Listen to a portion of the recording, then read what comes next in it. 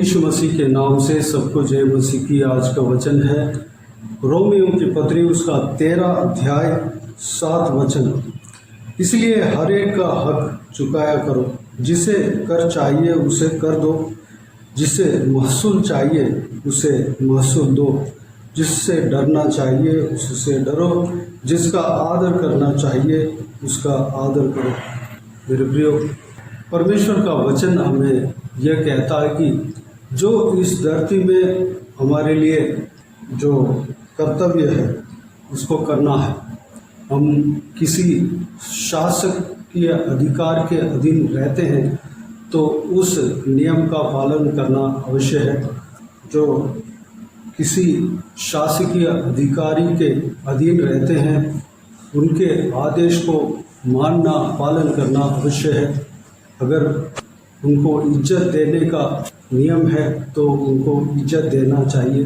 अगर उनका जो कुछ भी हक चुकाने का कर्तव्य है उस काम को हमें करना चाहिए। चाहे हम परमेश्वर जो सर्वशक्तिमान परमेश्वर का संतान बन चुके हैं, लेकिन जो शासकीय अधिकारी जो है वह उद्धार नहीं पाया हो, फिर भी प्रभु यीशु का नाम का अपमान नहीं होना चाहिए। इसलिए हमें जो कुछ भी शासकीय अधिकार के अधीन रहते हैं उस नियम का, उस अधिकार का अधीन रहना अवश्य है। क्योंकि भले एक अधिकारी, एक राज्य करने वाला इस संसार में एक अधिकार में बैठा हुआ व्यक्ति यूं ही ना बैठा, बल्कि परमेश्वर ने उनको बिठाया, एक कैरेक्टर को वहाँ पर नियुक्त किया।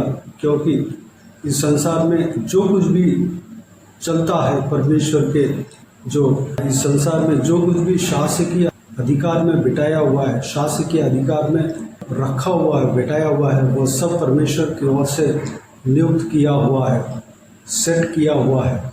इस तरह की परमेश्वर का वचन कहता है। हमें चाहे अविश्वासी हमारा मालिक क्यों ना हो, हमारा जो हमारे ऊपर शासन करने वाला अविश्वासी क्यों ना हो, परमेश्वर प्रभु यीशु के ऊपर विश्वास नहीं किया तो भी हमें उनका आदेश को हमें पालन करना है। एक जो नियम है, जो हम जिस जगह पे हम काम करते हैं, जिस गवर्नमेंट के अंदर रहते हैं, जिस शासकीय अधिकार के अंदर रहते हैं, हमें उस अधिकार का नियम को, जो परमेश्वर प्रभु यीशु मसीह के वचन के अनुसार हमें पालन करना है। कुछ नियम ऐसा है कि परमेश्वर प्रभु यीशु का वचन के खिलाफ चलता है, उसको हम पालन नहीं कर सकते। क्योंकि सबसे पहले प्रभु यीशु का वचन है।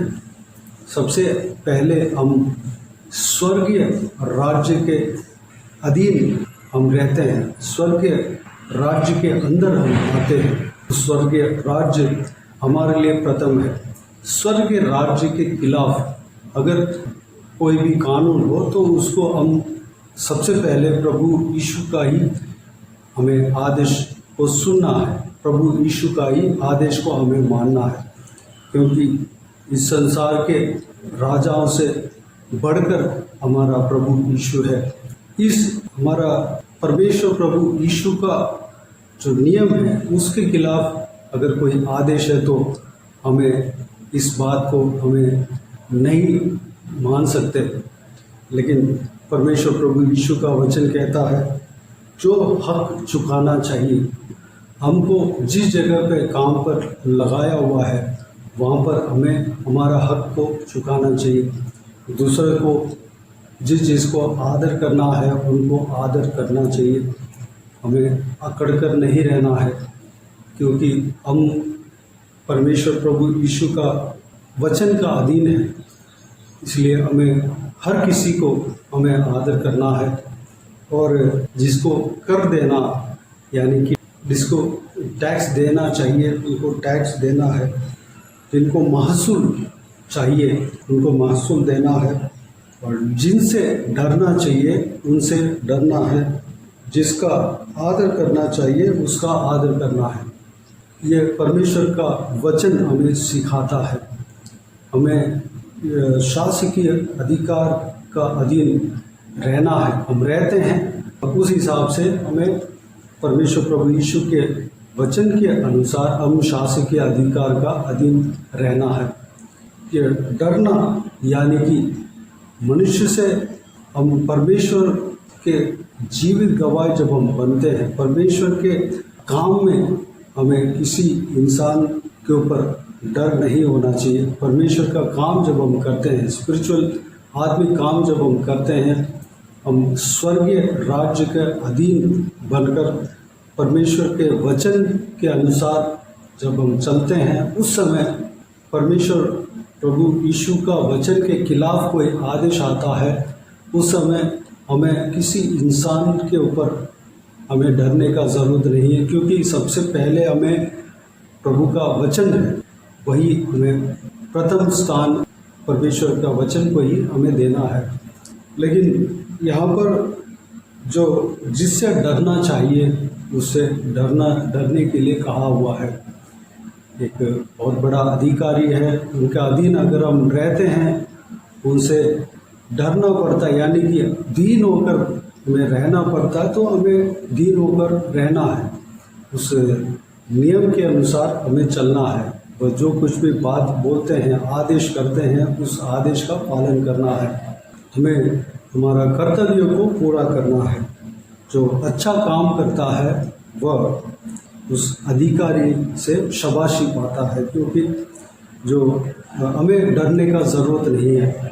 परमेश्वर का वचन इसी तरह कहता है, इसी अध्याय में 3 वचन में इस प्रकार कहता है, क्योंकि हाकिम अच्छे काम के नहीं परंतु बुरे काम के लिए डर का कारण है। अतः यदि तू हाकिम से निडर रहना चाहता है तो अच्छा काम कर और उसकी ओर से तेरी सराहना होगी। मेरे प्रियो, अगर हमारे हाकिम से निडर होकर अगर हम रहना है तो हमें अच्छे काम करना पड़ेगा। हमारा काम में ईमानदारी दिखाना है, हमारे काम में ईमानदारपन रहना है। हमारा काम को सही ढंग से अगर हम करते हैं, अपने काम को सच्चे दिल से अगर हम करते हैं तो हम निडर रह सकते हैं। किसी से डरने का ज़रूरत नहीं है, क्योंकि जो हाकिम है वह जो व्यक्ति अच्छे काम करता है उसको कुछ नहीं बोलता, उससे प्रसन्न रहता है। लेकिन परमेश्वर का वचन कहता है 4 वचन में, क्योंकि वह तेरी भलाई के लिए परमेश्वर का सेवक है, परंतु यदि तू बुराई करे तो डर, क्योंकि वह तलवार व्यर्थ लिए हुए नहीं और परमेश्वर का सेवक है कि उसके क्रोध के अनुसार बुरे काम करने वाले को दंड दे। अगर हम बुराई करते हैं तो हमारे अंदर डर आएगा, क्योंकि हम उस शासकीय अधिकार के खिलाफ, जो हमें परमेश्वर का वचन जो उस अधिकार के अधीन होने के लिए कहा है, उस बात के, उस कार्य के, उस बहुमूल्य बात के खिलाफ अगर हम करते हैं तो हमें हमारे अंदर डर आ जाएगा, क्योंकि हम गलत कर रहे हैं। कोई भी व्यक्ति अगर गलत करता है तो उसको डरना चाहिए, क्योंकि उस काम के वजह से उस हाकिम के द्वारा दंड भी मिल सकता है। मेरे प्रियो, अगर हमें निडर रहना है, कोई भी अधिकारी से हमें निडर रहना है तो हमें सही काम करना है, अच्छे काम हमें करना है। अगर हम आत्मिक जीवन के दिशा में अगर हम देखते हैं तो परमेश्वर के कार्य को, परमेश्वर के आदेश को हमें मानना है, उनका वचन का पालन करना है, परमेश्वर का दिया हुआ काम को हमें सही ढंग से हमें करना है। उस काम को जिस तरह परमेश्वर चाहता है उस तरह वो काम को हमें करना है। मेरे प्रियो, हमने जो कुछ भी मनन किया है, परमेश्वर प्रभु यीशु का वचन के द्वारा हमने जो कुछ भी मनन किया है, उस महत्वपूर्ण बात के अनुसार हम करने के लिए अपने आप को परमेश्वर के हाथों में समर्पित करें। आइए हम प्रार्थना में जाएं। स्वर्ग पिता दयालु परमेश्वर, आपको धन्यवाद देता हूँ आज के इस आपके बहुमूल्य वचन के लिए। आपको धन्यवाद देता हूँ बीते हुए दिनों में हमें संभाला, बचाया, सुरक्षित रखा। आपको धन्यवाद देता हूँ परमेश्वर, आपके इस बहुमूल्य वचन के द्वारा हमने जो कुछ भी मनन किया है पिता, शासकीय अधिकार के अधीन रहने के लिए हमने परमेश्वर आज सीखा है पिता। जिस तरह आपके वचन कहता है उस तरह हम करने के लिए अपने आप को आपके हाथों में समर्पित करते हैं परमेश्वर। आपके वचन के अनुसार हम चलने पाएँ, जिस अधिकार के अधीन रहते हैं, जहाँ कहीं भी हम काम करते हैं परमेश्वर, जहाँ जिस शासकीय अधिकार के अधीन रहते हैं उस अधिकार के नियम को हम पालन करने के लिए अनुग्रह देना पिता। जो कुछ भी हमारा कर्तव्य है उस कर्तव्य को हम पूरी तरह अच्छी तरह करने पाए परमेश्वर। जो कुछ भी काम हमें सौंपा गया मिला वो सारा काम आपके वचन के अनुसार अच्छी तरह हम करने के लिए अनुग्रह देना पिता। हम गलत काम नहीं करने पाए और शासकीय अधिकार के खिलाफ हम नहीं करने पाए परमेश्वर, क्योंकि हम निडर रहना चाहते हैं पिता। किसी इंसान के ऊपर डर नहीं, हम निडर रहना चाहते हैं पिता। हम अच्छे काम करने पाए पिता। हम जहाँ कहीं भी है हम अच्छा काम करने पाए। हम अगर घर के काम भी कर रहे हैं उसमें भी हम अच्छे काम करने पाए, अपने घर वालों को खुश रखने पाए। अगर हम सेवकाई कर रहे हैं तो परमेश्वर आपको हम खुश रखने पाए। आपने जो कुछ भी काम दिया है पिता उसमें हमें हमारे अंदर ईमानदारी होने पाए, हमारे अंदर परमेश्वर मेहनत उसमें होने पाए परमेश्वर। उस महत्वपूर्ण काम में मेहनत होने पाए परमेश्वर। हाल पूरे लगन के साथ हम करने पाए, ताकि आप जो हमारा मालिक हो, हमारा गुरु हो, आप प्रसन्न होने पाए उस काम से पिता।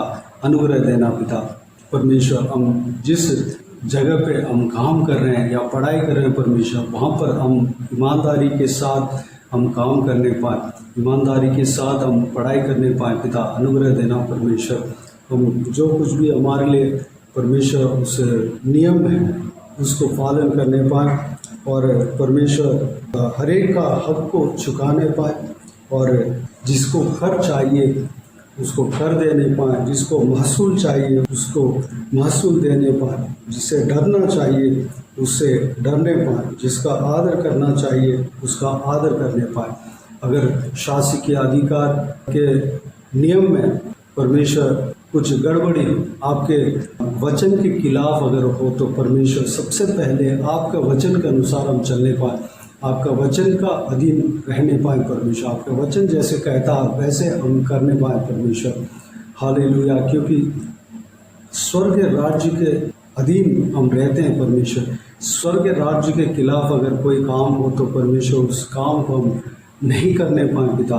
धन्यवाद देता हूँ, अनुग्रह देना पिता। हालेलुया। सबसे पहले आपको प्रथम स्थान हम देने पाए, आपका वचन बहुमूल्य वचन को प्रथम स्थान हम देने पाए परमेश्वर। अनुग्रह देना पिता।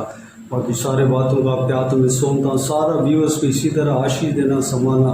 अगर हम आपके प्रति आपके लिए हम कराई के साथ रहते हैं परमेश्वर, आपके जीवित गवाह बनकर जब हम रहते समय हम किसी से हालेलुया अगर परमेश्वर हम आपके लिए जब हम खड़े रहते हैं उस काम के लिए अगर कोई मना करे तो उस व्यक्ति से हम नहीं डरना चाहिए पिता। अनुग्रह देना परमेश्वर। हम हिम्मत के साथ आपका जीवित गवाह बनकर रहने पाए, आपके लिए हम खड़ा रहने पाए पिता। अनुग्रह देना, हमारे अंदर ताकत, हमारे अंदर परमेश्वर हिम्मत देना पिता। धन्यवाद देता हूँ। हालेलुया। सारा व्यूअर्स को इसी तरह आशीष देना, आपके लिए हम खड़ा रहने के लिए अनुग्रह देना पिता। धन्यवाद देता हूँ। बाकी सारे बातों को आपके हाथों में सौंपते हुए परमेश्वर हर एक जन को आशीष देना, संभालना, सभी को सुरक्षित रखना, किसी को भी कोई भी कमी गड़ी ना होने देना, भरपूर आशीष देना परमेश्वर। जो कोई भी दुर्बल है, बीमार है, तो आपके हाथों में सौंपते हैं, छूना, चंगा करना। हालेलुया। प्रभु यीशु मसीह के नाम से चंगा होने का पिता। धन्यवाद देता हूँ परमेश्वर।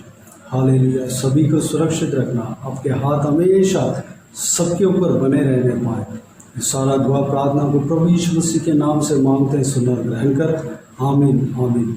प्रभु यीशु मसीह के नाम से प्रभु यीशु मसीह का आशीष और अनुग्रह हम सभी के ऊपर बने रहें। आमीन आमीन। मेरे प्रियो, इस चैनल को सब्सक्राइब करें और शेयर करें। अगर किसी को भी प्रार्थना का विषय हो तो डिस्क्रिप्शन में दिए हुए नंबर पर कॉल करके प्रार्थना करा सकते हैं। हम आपके लिए प्रार्थना करेंगे, आप अपने व्यक्तिगत प्रार्थना में हमारे लिए प्रार्थना कीजिए। इस सेवकाई के लिए, इस सेवकाई का उन्नति के लिए, इस सेवकाई में जुड़े हुए हर एक जन के लिए, हर एक का आत्मिक उन्नति के लिए, तरक्की के लिए, आत्मिक आशीष के लिए, संसारिक आशीष के लिए, पारिवारिक आशीष के लिए प्रार्थना करें। परमेश्वर का सेवकों का सुरक्षा के लिए विशेष करके प्रार्थना करें, उनको कोई बुराई नहीं होने पाए, उसके लिए प्रार्थना करें। परमेश्वर प्रभु यीशु आप सबको आशीष दे। आमीन आमीन।